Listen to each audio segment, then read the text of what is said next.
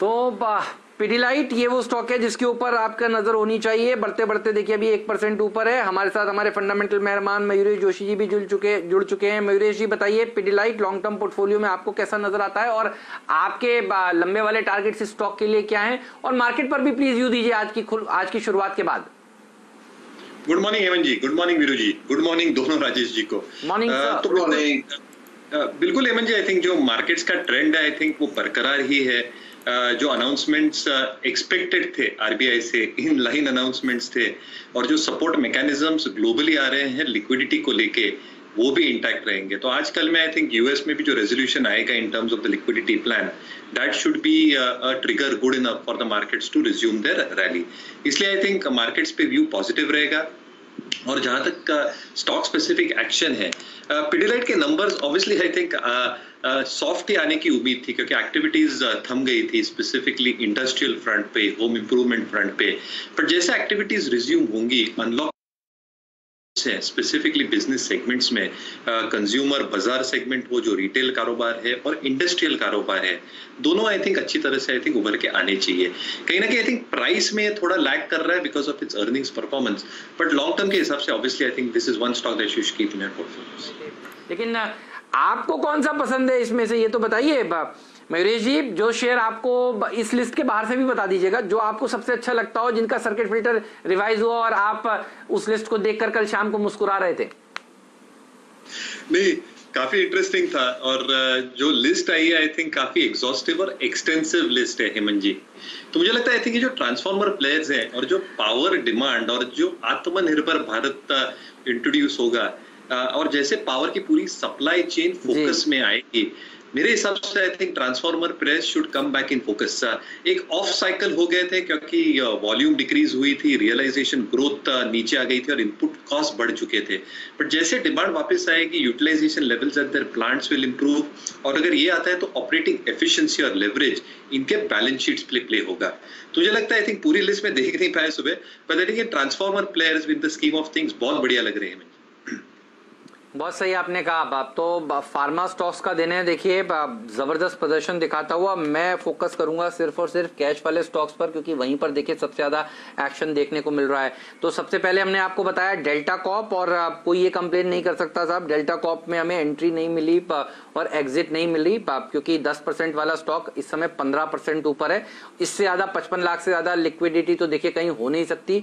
दूसरा स्टॉक पकड़ा गया जय भारत मारुति, और देख लीजिए जय भारत मारुति भी इस समय दिन के हाईज पर कारोबार कर रहा है, और शुक्रवार का दिन है, हाई स्पिरिट्स का दिन है। आप लोग दवा की बात कर रहे हैं, मैं थोड़ा दारू के ऊपर फोकस कर रहा हूं वीरू। और देख लीजिए अगला शेयर है, आपकी नजर होनी चाहिए ग्लोबल स्पिरिट पर।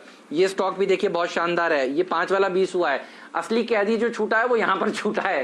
5 वाले 20 में, अच्छा 10 वाले 20 हुए ठीक है, लेकिन 5 वाले 20 बड़ी बात है। तो मुझे लगता है कि फिर इसमें भी तेजी देखने को मिलेगी। पहले एक बार मयूरेश जी से पूछता हूँ, ये स्पेस उनको कैसी नजर आती है, क्योंकि ये स्पेस तो बहुत ही शानदार है। बताइए मयूरेश जी, आपका व्यू क्या है इस लिकर स्पेस के ऊपर? लाइन लगाकर देखिए, लॉकडाउन में जिस दिन खोला गया था तो लंबी कतारें लगी हुई थी। सर दुकानें खुल गई है तो वापस कतारें चालू हो जाएंगी, तो मेरे हिसाब से आई थिंक ये स्पेस बहुत बढ़िया है। और मेरे हिसाब से जो आप स्टॉक का डिस्कशन कर रहे थे ग्लोबल स्पिरिट्स, आई थिंक इसमें 2 तड़के हैं हेमंत जी।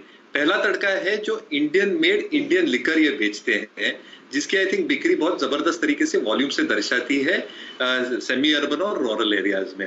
दूसरा ये एथेनॉल में भी बने हुए हैं, जो प्रोवाइड करती है IMIL कंपनीज को, नहीं Indian made foreign liquor companies के लिए। एथेनॉल के आप प्राइसेस देख ही रहे हैं जो बढ़ते ही जा रहे हैं, और क्योंकि इनकी इनबिल्ट सिस्टम है to manufacture ethanol, captive power plants हैं, तो बहुत बढ़िया पोजीशनिंग में है, क्योंकि इसके जो नंबर्स आएंगे आई थिंक वो ग्रो ही होते जाएंगे।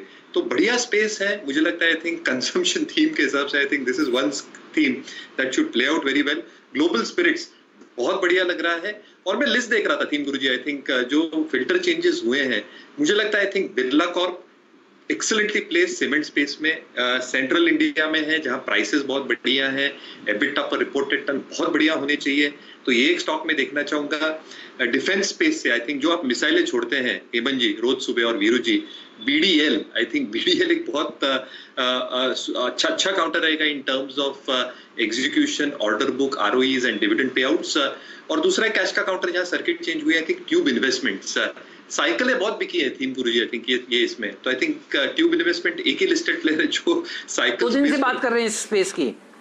बिल्कुल, और ये बहुत बढ़िया चला है। अगर आप मैनेजमेंट कमेंट्री सुने, आई थिंक हीरो साइकिल्स की, उन्होंने कहा है कि जो बिक्री हुई है साइकिल्स की is one of the best that we have seen. Social distancing को देखे, I think cycles, I think की बिक्री, इनकी जो डोर फ्रेम्स है और गियर्स, इंडस्ट्रियल गियर्स और दूसरे गियर्स जो इनकी सब्सिडरी आपको बहुत पसंद आती है, शांति गियर्स, आई थिंक ये सारे स्टॉक्स अच्छे करनी चाहिए जो मैं सर्किट फिल्टर लिस्ट देख रहा हूँ।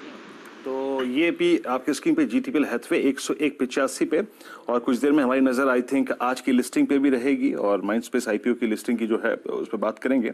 लेकिन एक दो ट्रेड और ले लेते हैं जो कि अच्छा कर रहे हैं। उसमें 304 करीब प्राइस आ गया आपकी स्क्रीन पे, 10% ऊपर 29 के स्तर पे 304। और मयूरेश एक टिक देंगे, आई मीन ये प्राइस आपके IPO प्राइस को प्रॉफिट्स को कैश पे कन्वर्ट करने का है या फिर आप इसके साथ कैरी करेंगे? पिछली लिस्टिंग तो बहुत शानदार रही थी, इस लिस्टिंग पर आपकी राय क्या होगी? और ये प्रॉफिट्स क्या कैश में कन्वर्ट करने चाहिए या फिर होल्ड करने चाहिए?